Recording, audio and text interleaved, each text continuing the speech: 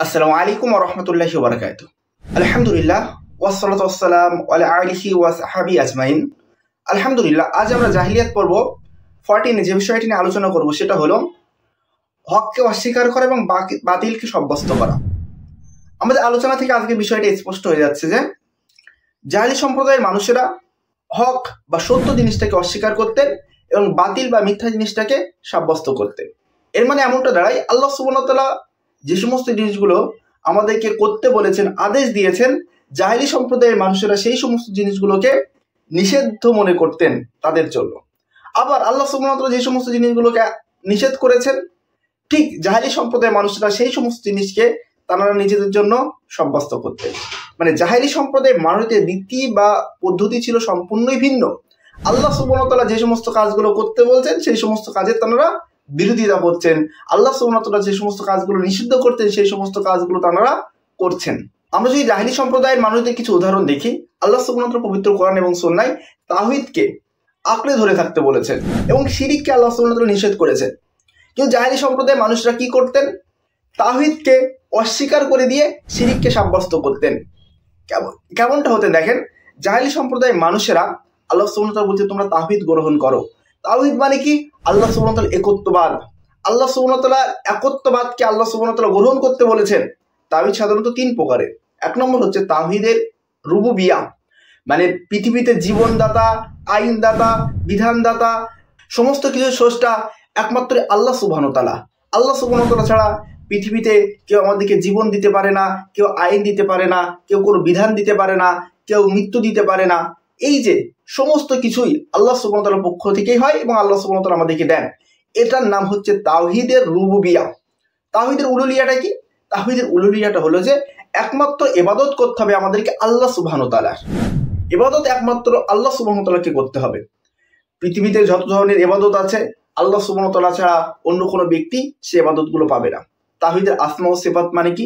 আল্লাহ সুবহানাহু ওয়া তাআলার যে সমস্ত নাম বা গুণাবলী আছে সেই সমস্ত নাম বা গুণাবলীর আসনে অন্য কোনো ব্যক্তি বা বস্তুকে বসানো যাবে না। একমাত্র আল্লাহ সুবহানাহু ওয়া তাআলার এই মান এবং শান, এটাই আমাদেরকে বিশ্বাস করতে হবে। এর আমরা স্পষ্টভাবে দেখতে পেলাম যে তাওহীদের 3 প্রকারের তাওহীদ, মূলত তাওহীদের রুবুবিয়া, তাওহীদের উলুহিয়া, তাওহীদের আসমা ও সিফাত। আল্লাহ সুবহানাহু ওয়া তাআলা এই যে তাওহীদকে আমাদেরকে গ্রহণ করতে বলেছেন, তাওহীদকে আঁকড়ে ধরতে বলেছেন, কিন্তু জাহিলি সম্প্রদায়ের মানুষেরা কি করত? তাওহীদকে তারা অস্বীকার করে দিত। পাশাপাশি আল্লাহ সুবহানাহু ওয়া তাআলা আমাদেরকে নির্দেশ দিয়েছেন যে তোমরা শিরিক করবে না। শিরিক মানে কি? অংশীদার স্থাপন করা বা পার্টনারশিপ স্থাপন করা। অংশীদার মানে কেমন? আল্লাহ সুবহানাহু ওয়া তাআলা যে সমস্ত মান, যে সমস্ত শান, যে সমস্ত গুণগুলো আছে সেই সমস্ত মান, সেই সমস্ত শান অন্য কোনো ব্যক্তি বা বস্তুকে সাব্যস্ত করা। যেমন আমাদেরকে জীবন দেয় একমাত্র আল্লাহ সুবহানাহু ওয়া তাআলা। আমরা যদি আল্লাহ সুবহানাহু ওয়া তাআলা ছাড়া অন্য কোনো ব্যক্তি বস্তুকে বলি যে তিনি আমাদেরকে জীবন দিতে পারেন, তাহলে আমরা শিরিক করব। আমরা ইবাদত করতে হবে একমাত্র আল্লাহ সুবহানাহু ওয়া তাআলার। আমরা যদি ইবাদত আল্লাহ সুবহানাহু ওয়া তাআলা না করে অন্য কোনো ব্যক্তি বা বস্তু করি তাহলে আমরা সেই শিরিক করব। আল্লাহ সুবহানাহু ওয়া তাআলা যে সমস্ত মান, যে সমস্ত শান বাচক, যে আসমা ও সিফাতের যে সমস্ত নামগুলো আছে সেই সমস্ত নামের যে আসন অন্য কোনো ব্যক্তি বা বস্তুর জায়গায় বসালেও আমরা কিন্তু শিরিক করব। আল্লাহ সুবহানাহু ওয়া তাআলা আমাদেরকে শিরিক করতে নিষেধ করছেন, পাশাপাশি তাওহীদকে সাব্যস্ত করছেন। কিন্তু জাহিলি সম্প্রদায়ের মানুষেরা তাওহীদকে অস্বীকার করত, পাশাপাশি শিরিককে সাব্যস্ত করত। জাহিলি সম্প্রদায়ের মানুষেরা লা ইলাহা ইল্লাল্লাহ এই কলেমার অর্থেরও বিকৃতি করেছিল। এই কলেমার অর্থেরও বিকৃত করেছিল। কেমন? আমরা যদি দেখি জাহিলি সম্প্রদায়ের মানুষেরা তথা মক্কার মুশরিকদের কথা যদি আমরা দেখি, এখানে আল্লাহ সুবহানাহু ওয়া তাআলা বলছে সূরা যুখরুফ 43 নম্বর সূরা 87 নম্বর আয়াত, সূরা ইউনুস 10 নম্বর সূরা 31 নম্বর আয়াত। এখানে আল্লাহ সুবহানাহু ওয়া তাআলা বলছে, বলো তাদেরকে বলো, আসমান ও জমিন থেকে কে তোমাদেরকে রিজিক দেয়? অথবা কে তোমাদের শ্রবণ শক্তি, দৃষ্টি সময়ের মালিক? কে তোমাদেরকে মৃত থেকে জীবিতকে বের করেন আর জীবিত থেকে মৃতকে বের করেন? এই সব বিষয় কে পরিচালনা করেন? অবশ্যই তারা বলবে আল্লাহ।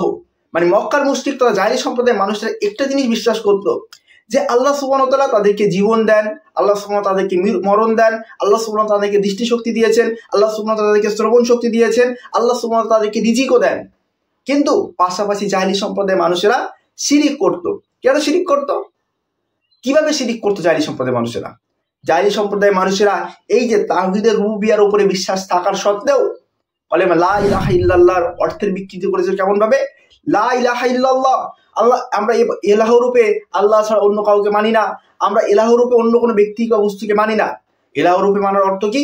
আমরা আল্লাহ ছাড়া অন্য কোনো ব্যক্তির ইবাদত করি না, আমরা আল্লাহ ছাড়া অন্য কোনো বস্তুর ইবাদত করি না। কিন্তু মক্কার মুশরিকরা তাওহীদে রুবুবিয়্যায় বিশ্বাস করার পরেও তারা ইলাহ রূপে আল্লাহর ইবাদত করার পাশাপাশি অন্য কোনো দেব দেবীর বা মূর্তি পূজকদের উপাসনা করত। এবং আমরা সূরা ইউনূস 10 নম্বর সূরা 18 নম্বর আয়াত থেকেও দেখতে পারি যে তারা এমনটা বলতো যে আমরা তো তাদেরকে এই জন্য ইবাদত করি বা তাদেরকে এই জন্য ডাকি তারা আমাদের জন্য সুপারিশ করবে। আমরা জাহেলি সম্প্রদায়ের এই সমস্ত ভিডিওগুলো জাহেলি সম্প্রদায়ের প্রথম 2-3 নম্বর সিরিজে আলোচনা করেছি। আপনারা জাহেলি সম্প্রদায় সম্পর্কে যদি বিস্তারিতভাবে জানতে চান আমাদের প্লেলিস্টে সম্পূর্ণ ভিডিও প্রথম থেকে শুরু করে নিয়ে দেখতে আসবেন। ইনশাআল্লাহ আমরা এই বিষয়ে আলোচনা করেছি। জাহেলি সম্প্রদায়ের মানুষেরা আল্লাহ সুবহানাহু ওয়া তাআলার ইবাদতের পাশাপাশি তারা শিরিক করতেন, তারা শিরিক সাব্যস্ত করতেন। তার মানে তারা লা ইলাহা ইল্লাল্লাহ এই যে কলেমার অর্থেরও তারা বিকৃতি করেছিল। আমরা বলি আল্লাহ ছাড়া অন্য কোনো ব্যক্তি বা বস্তুকে ইবাদত করা যাবে না, তারা আল্লাহর ইবাদতের পাশাপাশি অন্য কোনো ব্যক্তি বা বস্তু বা দেবদেবী বা নেককার ব্যক্তিদেরকে ইবাদত করতেন। আল্লাহ সুবহানাহু ওয়া তাআলা একটা স্পষ্ট একটা সুন্দর আয়াত পবিত্র কোরআনের ভিতরে দিয়েছেন।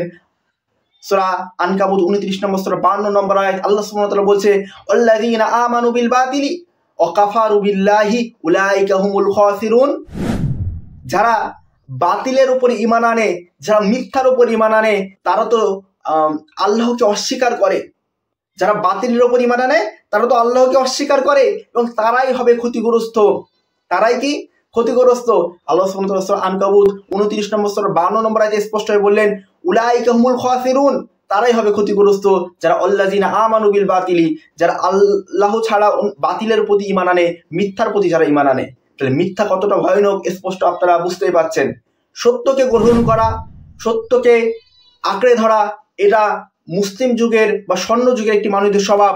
আর জাহেলি যুগের মানুষদের স্বভাব হলো যে মিথ্যাকে গ্রহণ করবে, পাশাপাশি সত্যকে অস্বীকার করে দেবে। এই জন্য বর্তমান সময়ে এসেও যদি আমরা জাহেলি সম্প্রদায়ের এই সমস্ত নির্মম নীতিকে বাস্তবায়ন করি, যেমন আল্লাহ সুবহানাহু ওয়া তাআলা বলছে তোমরা শিরিক করো না, আল্লাহ সুবহানাহু ওয়া তাআলা বলছে তোমরা শিরিক করো না। এখন যদি বর্তমান সময়ে এসেও যদি আমরা শিরিককে বাস্তবায়ন করি, আল্লাহ সুবহানাহু ওয়া তাআলা জাহেলি সম্প্রদায়ের মানুষদের একটা চরম বৈশিষ্ট্য ছিল যে আল্লাহ সুবহানাহু ওয়া তাআলা যে সমস্ত বিধানগুলোকে হালাল করেছেন তারা সেই সমস্ত জিনিসগুলোকে হারাম মনে করতেন।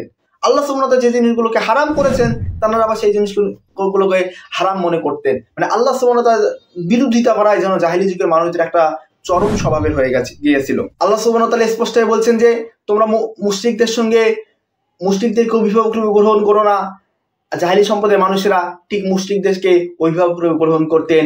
আল্লাহ সুবহানাহু ওয়া তাআলা বলছে তোমরা মুমিন, জাহেলি সম্প্রদায়ের মানুষদের বলছে তোমরা মুমিনদেরকে বন্ধু রূপে গ্রহণ করো। জাহেলি সম্প্রদায়ের মানুষেরা মুমিনদেরকে বন্ধু রূপে গ্রহণ করতেন না। মানে এক কথায় আল্লাহ এবং আল্লাহর রাসূল যে সমস্ত বিধানগুলো কোরআন এবং সুন্নাহে আমাদেরকে আদেশ করেছেন, জাহেলি সম্প্রদায়ের মানুষদেরকে একটা ট্র্যাডিশনই ছিল যে এই জিনিসগুলো আমাদেরকে অস্বীকার করতে হবে, এই জিনিসগুলো আমরা অ্যাভয়েড করে চলবো, এই জিনিসগুলোকে আমরা এড়িয়ে চলবো। জাহেলি সম্প্রদায়ের মানুষদের এই হলো চরম একটা নীতি যে তারা হক বা সত্যকে অস্বীকার করে দিত, পাশাপাশি মিথ্যা বা বাতিলকে সাব্যস্ত করতেন। এই জন্য আমরা স্পষ্টভাবে দেখতে পাচ্ছি যে বর্তমান যুগে এসেও যদি আমরা জাহেলি সম্প্রদায়ের মানুষদের মতো এমন চরম বৈশিষ্ট্য আমরা বাস্তবায়ন করতে চাই, তাহলে আমরা কিন্তু বর্তমান মুসলিমের যুগের স্বর্ণ যুগে এসেও আমরা জাহেলিয়াতি বাস্তবায়ন করব। আর জাহেলিয়াতের যুগ খুবই ভয়াবহ যুগ। আমরা স্পষ্টভাবে দেখতে পাচ্ছি জাহেলি সম্প্রদায়ের মানুষদের চরম নীতিগুলো আমরা জাহেলিয়াত সিরিজে প্রথম থেকে শেষ পর্যন্ত দেখবেন, ইনশাআল্লাহ স্পষ্ট হয়ে যাবে জাহেলি যুগের মানুষদের কেমন মর্মম নীতি ছিল। আমরা স্পষ্ট বুঝতে পারছি যে জাহেলি সম্প্রদায়ের মানুষদের যে বৈশিষ্ট্য ছিল এই বৈশিষ্ট্যগুলো আমাদেরকে বর্জন করতে হবে। পাশাপাশি কোরআন এবং সুন্নাহে আল্লাহ সুবহানাহু ওয়া তাআলা যে সমস্ত বৈশিষ্ট্যগুলোকে আমাদেরকে একজন মুমিন হওয়ার জন্য উল্লেখ করেছেন সেই বৈশিষ্ট্যগুলো আমাদেরকে দৃঢ়ভাবে আঁকড়ে ধরে রাখতে হবে। আমরা স্পষ্ট বুঝতে পারছি যে জাহেলি সম্প্রদায়ের এই বৈশিষ্ট্যগুলো আমরা ত্যাগ করব এবং আল্লাহ সুবহানাহু ওয়া তাআলা যে সমস্ত জিনিসগুলোকে আমাদেরকে আঁকড়ে ধরে রাখতে বলেছেন সেই সমস্ত বিধানগুলোকে আমরা আঁকড়ে ধরে রাখবো।